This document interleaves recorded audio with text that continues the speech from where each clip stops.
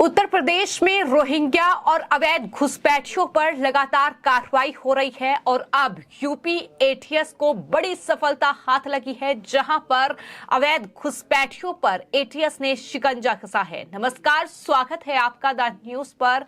मैं हूं आपके साथ शिप्रा सैनी।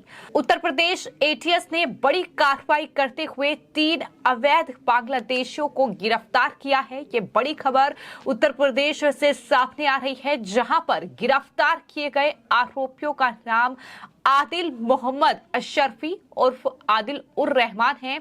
शेख नजीबुल हक और साथ ही अबू हुरैरा गाजी को पुलिस ने गिरफ्तार किया है। ये एटीएस ने बड़ी कार्रवाई की है। ये तीनों लोग मानव तस्करी में शामिल थे, ये भी जानकारी इस पूरे मामले में सामने आई है। तो उत्तर प्रदेश के मुख्यमंत्री योगी आदित्यनाथ बार बार यूपी और साथ ही देश की सुरक्षा, यहाँ के नागरिकों की सुरक्षा के साथ खिलवाड़ करने वाले इन अवैध रोहिंग्या और घुसपैठियों को चेतावनी दे चुके हैं। यहाँ तक कि यूपी में लगातार एटीएस कमांडो सेंटर जो है वो खोले जा रहे हैं। इन सब के बीच अब ये बड़ी कार्रवाई यूपी एटीएस ने की है, जहां पर 3 अवैध बांग्लादेशी को गिरफ्तार किया गया है और ये तीनों मानव तस्करी में शामिल थे।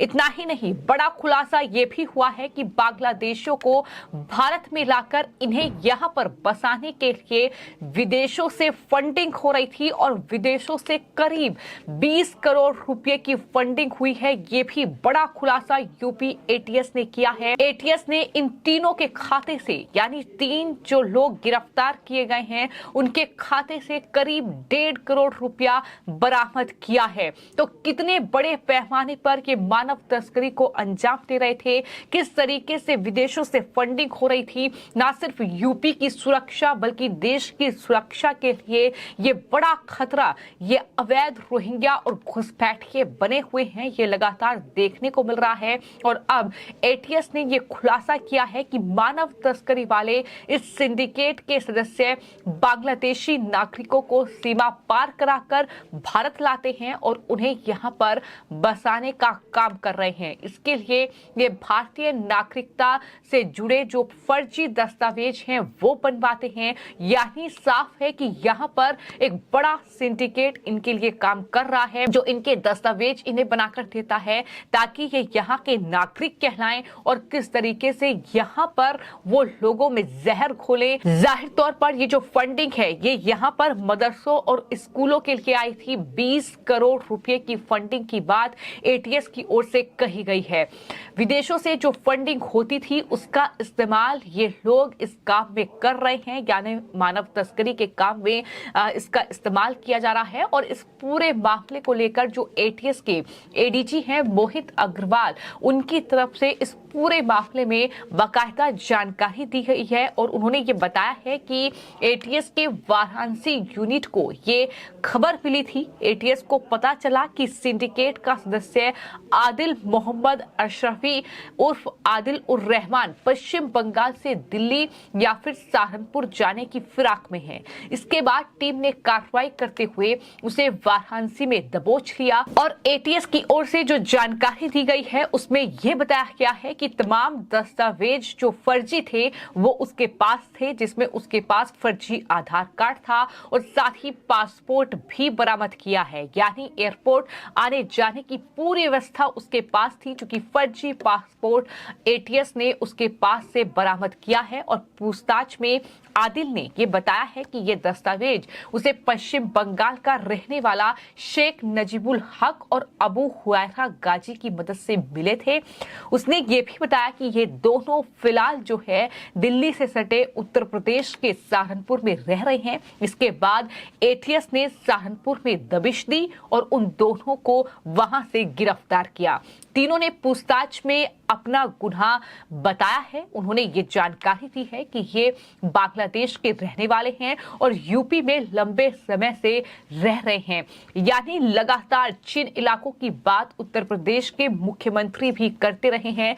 यूपी के कई संवेदनशील जिले हैं जिसको लेकर लगातार सीएम योगी आदित्यनाथ की ओर से भी जिक्र किया गया और वहां पर एटीएस कमांडो सेंटर खोलने की बात जो है वो मुख्यमंत्री योगी आदित्यनाथ ने कही। और कहीं ना कहीं जिस तरीके से लोग इन्हें पनाह दे रहे हैं, एक पूरा सिंडिकेट इनके लिए काम कर रहा है, उस सिंडिकेट को ध्वस्त करने की जरूरत है। और उस कड़ी में उत्तर प्रदेश में लगातार कार्रवाई हो रही है। ये पहली कार्रवाई नहीं है, इससे पहले लगभग 74 रोहिंग्याओं को गिरफ्तार किया गया था जो अवैध तरीके से जिन्होंने देश में और साथ ही उत्तर प्रदेश में घुसपैठ की। उसको लेकर लगातार जो उत्तर प्रदेश का आतंक निरोधी दस्ता है यानी एटीएस वो लगातार कार्रवाई कर रहा है और ये बड़ी कार्रवाई यूपी में हुई है।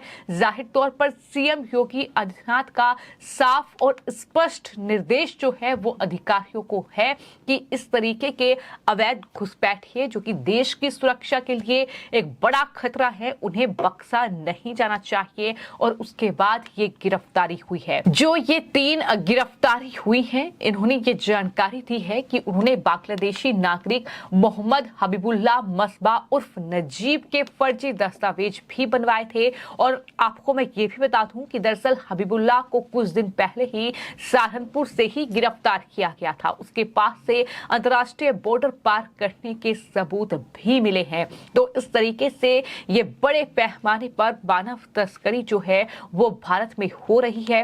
और जांच में ये भी सामने आया है कि विदेशों से कुछ एनजीओ के FCRA अकाउंट में 20 करोड़ रुपए भेजे गए थे। ये राशि जो है वो मदरसों और स्कूलों के लिए आई थी। इसका इस्तेमाल मानव तस्करी में हो रहा था। ये सिंडिकेट अवैध घुसपैठ कराने, फर्जी दस्तावेज बनवाने, शरण देने और भारत विरोधी गतिविधियों में इस धन का इस्तेमाल कर रहा था। कितने बड़े पैमाने पर यह साजिश भारत को दहलाने, भारत की सुरक्षा को किस तरीके से खत्म किया जाए, किस तरीके से भारत को अस्थिर किया जाए, भारत विरोधी गतिविधियों में इस धन का इस्तेमाल हो रहा था। तो जाहिर तौर पर ये बड़े पैमाने पर देश की सुरक्षा के लिए एक बहुत बड़ा खतरा, जिसे अब यूपी एटीएस ने इस पूरे सिंडिकेट को खत्म करने के लिए जो कार्रवाई की है उसमें 3 बड़ी गिरफ्तारियां हुई हैं। और जाहिर तौर पर जो लोग गिरफ्तार किए गए हैं, माना जा रहा है कि अब इस सिंडिकेट से जुड़े कुछ और लोग जो हैं वो गिरफ्तार किए जाएंगे। आपको ये भी बता दें कि यूपी में अवैध रूप से छिपकर रह रहे कई बांग्लादेशियों और रोहिंग्याओं की गिरफ्तारी हो चुकी है। एटीएस ने इस जुलाई में यूपी के सहारनपुर, मेरठ, हापुड़, गाजियाबाद, अलीगढ़ और मथुरा में कार्रवाई की थी। जैसा कि मैंने बताया कि 74 रोहिंग्या मुस्लिमों को गिरफ्तार किया गया था। और जानकारी के मुताबिक बांग्लादेशी नागरिक और रोहिंग्या मुस्लिमों की संख्या लगभग 4000 थी। पुलिस के मुताबिक पकड़े गए घुसपैठी 10 से 15 साल से यूपी में रह रहे थे और कई के पास राशन कार्ड और तमाम डॉक्यूमेंट्स बने हुए थे।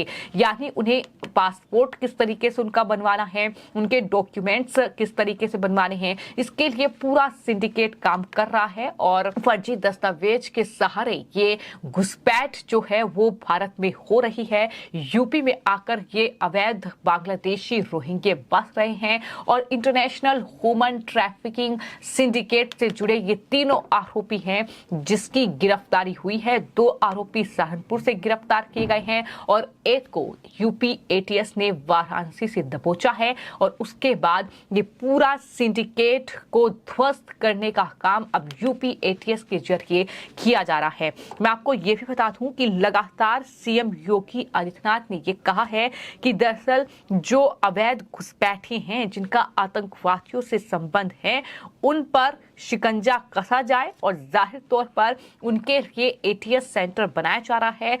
उन्हें किसी भी सूरत में बख्शा नहीं जाएगा। ये साफ तौर पर मुख्यमंत्री योगी आदित्यनाथ के स्पष्ट निर्देश हैं और इसको लेकर ये बड़ी कार्रवाई अब यूपी में हुई है। फिलहाल आपकी इस पूरे मामले को लेकर क्या राय है, हमें कमेंट बॉक्स में जरूर लिखें और चैनल को सब्सक्राइब करें। धन्यवाद।